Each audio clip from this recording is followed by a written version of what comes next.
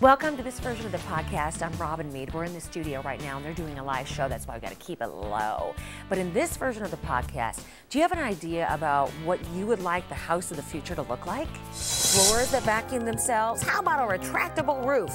Well, Phil from Florida writes, give me a house that pays its own mortgage. I'll take care of the rest. Amen. Also, how do you treat your guests? We asked meteorologist Bob Van Dillen why he resorted to booting his neighbors out of his pad. Not exactly the most popular guy in the block. Is your wife smoking hot? Yeah, she's smoking hot as fuck. And finally, tell me if it's normal for my sweet 1.5-year-old German Shepherd to act this rambunctious. Oh yeah.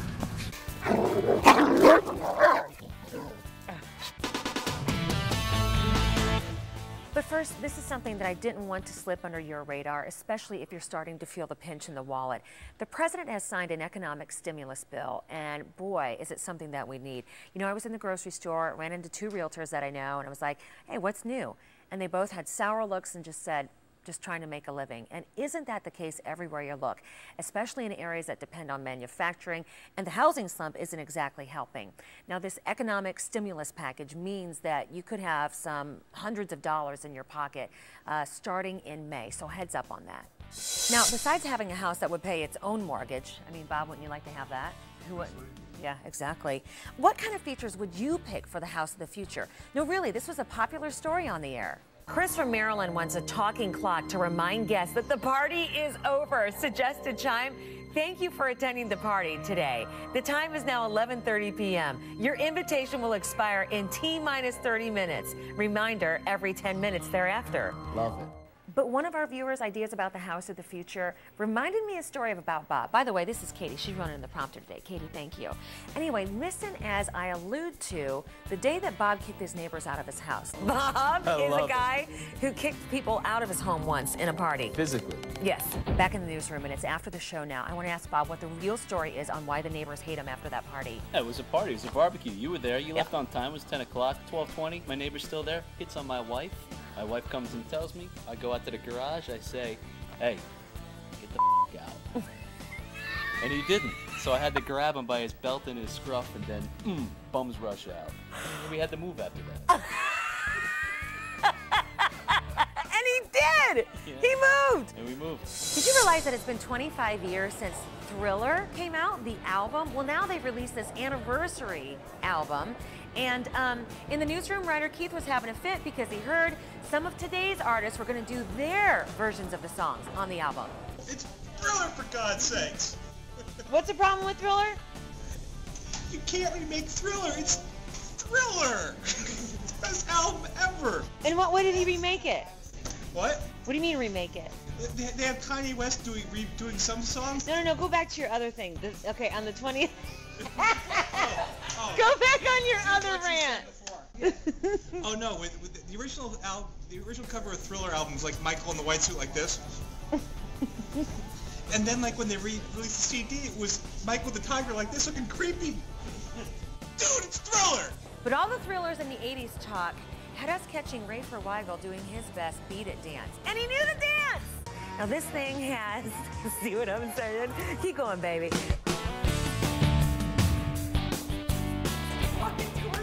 Hey guys, this is Jennifer, and she's Matt. Look, she's Matt. Bye.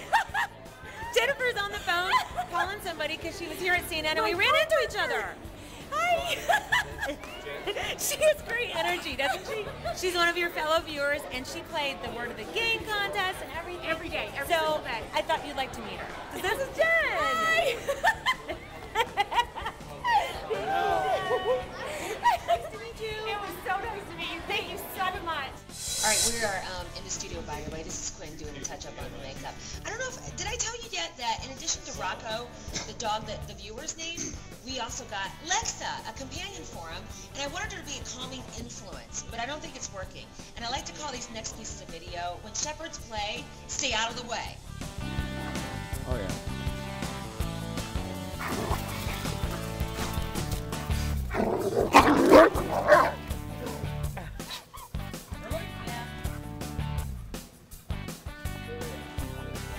You silly dog.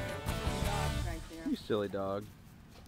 Rocco is so rambunctious, right? We had a magazine shoot at the house recently, and I was like, bring the trainer, because Rocco is going to be like jumping all around. So anyway, I was a little nervous about how the dogs would behave with all these people around, right? So I asked Tracy, their trainer, to come. And so they're doing great, right? Because Tracy's here. When Tracy's here, they're fabulous. When Tracy leaves, they're like, rah! You know, I could see the photographer de-pantsed, plants all over, but they're just being little angels, right? They're being real good. They're being real good? Awesome. They're doing great. Let's see. Come here, Rocco. Now, Rocco loves Tracy. Loves. Come here, baby. This is the dog that you guys, the viewers, named. It was short for Robin and Company. And so now the show's name is Morning Express with Robin Meade. So I said we need to change Lexa's name to Mex. That's Lexa. Hi, baby. Hi. What's the biggest challenge of training our dogs? Robin. It's the owners. Yeah, The dogs do great. It's the owners. One time, Tracy was here and he goes, Rocco just gave you the big German shepherd middle finger. He does it sometimes, doesn't he? Yes, he does. Hey, we're back in the newsroom now, and I was just wondering, were there emails about my hair? Yeah. Bob, tell me there's not. There actually is one. It just came in. This is from Diane. She says, I just read your newsletter, and it reminded me of a morning our power went out and I had a flight to catch. I learned a wig is a must-have. I think that's a great idea. Why don't we could do a Morning Express line of wigs. Why It could be not? yours. It could be mine. You could have Rafer, same thing. Only Dolly about Parton has 4. nothing on us. That's right. In which department are we talking about? Absolutely. Larry from Texas writes, Stephen King mentions you and the show in his new book, Doom and Key. Very cool, or maybe creepy considering the source. Does he kill any of us? No, he doesn't, but I think the creepy main character, I was told, Right? watches the morning show. Oh, does he? And Stephen King even gave out the Yeah, time. he He wrote loves it. 6 a.m. to 10 a.m. I love that man. He loves that guy. I love him. Love it. Excellent. All right, listen to this, Robin. The worst Valentine gift I ever received from my husband. He waited too long one year to buy flowers, so he bought me a funeral wreath because that's all they had. Are you kidding me? Oh my gosh. Now, of course, I mean, this is after Valentine's Day, so you probably have a story that tops that. But he bought her a funeral wreath? Yeah, roses, right? Hey, till death do you part. And when you're married, you're dead. Boom, there's proof. That's not right.